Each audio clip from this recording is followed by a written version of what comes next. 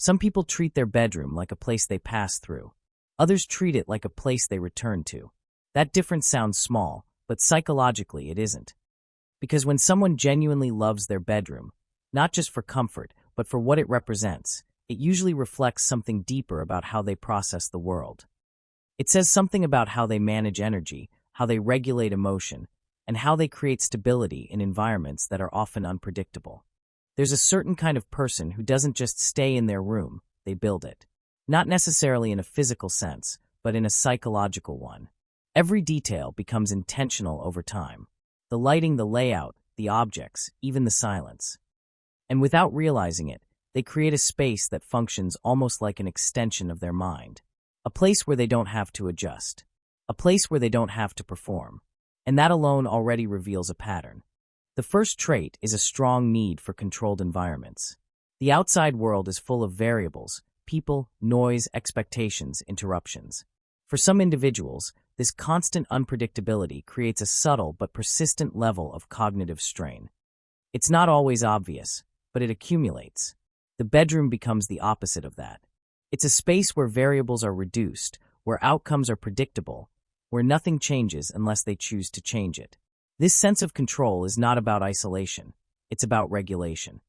When the environment is stable, the mind can finally settle.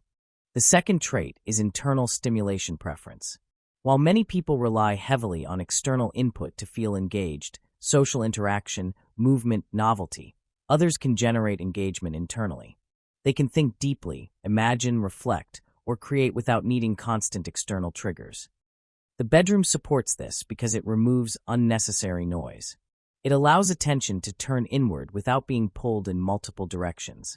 For these individuals, being alone is not empty, it's active in a quieter way. The third trait is heightened sensitivity to environmental details. People who love their bedroom often notice things others overlook. The angle of light, the arrangement of objects, the feeling of a space at different times of day. These are not insignificant details to them. They directly affect mood and clarity. Over time, they learn to adjust their environment to support how they want to feel. This creates a feedback loop. The more intentional the space becomes, the more aligned their internal state feels within it. The fourth trait is emotional regulation through space. Not everyone regulates emotion through action or conversation. Some people regulate through environment. When they feel overwhelmed, they don't necessarily need to talk. They need to return to a space where stimulation is lower and control is higher. The bedroom becomes a reset point, not an escape, but a recalibration. It allows emotional intensity to decrease without forcing it. The fifth trait is selective social energy. People who are deeply attached to their personal space are often more intentional about how they engage socially. It's not that they dislike people, it's that they manage interaction carefully. Socializing requires energy, and for them, that energy is limited or valuable. Instead of spreading it across many interactions, they concentrate it. And after interaction, they return to their space to restore balance.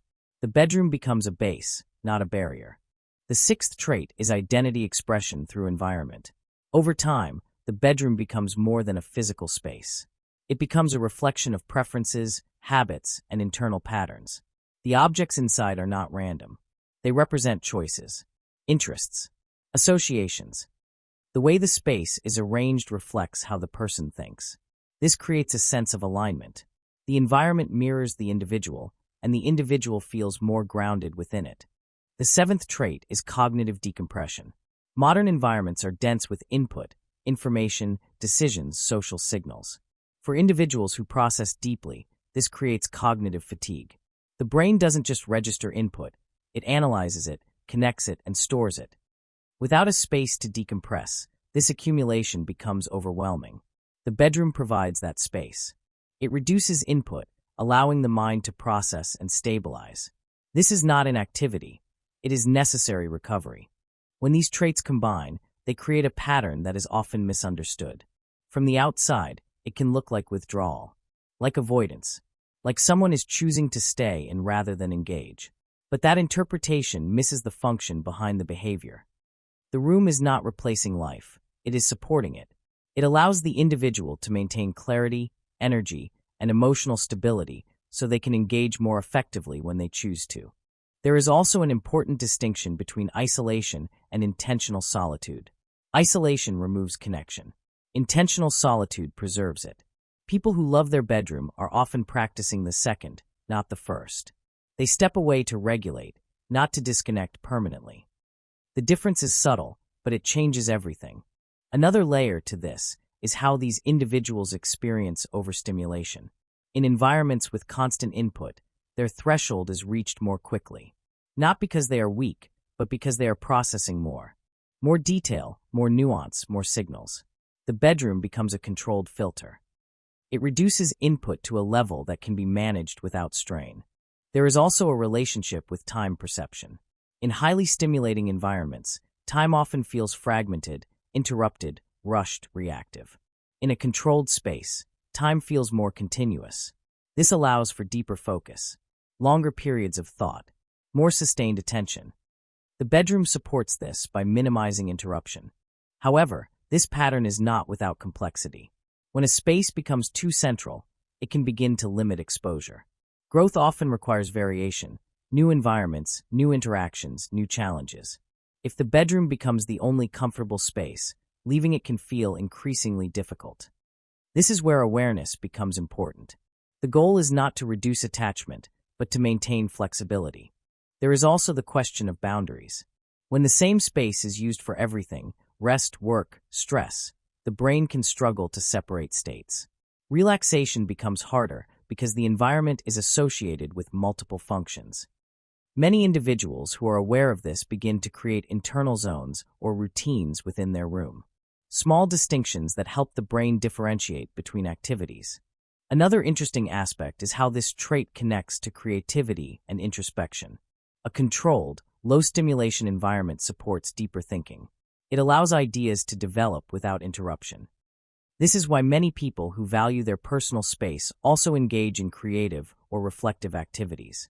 The environment supports the process. From a psychological perspective, loving your bedroom is not about avoiding the outside world.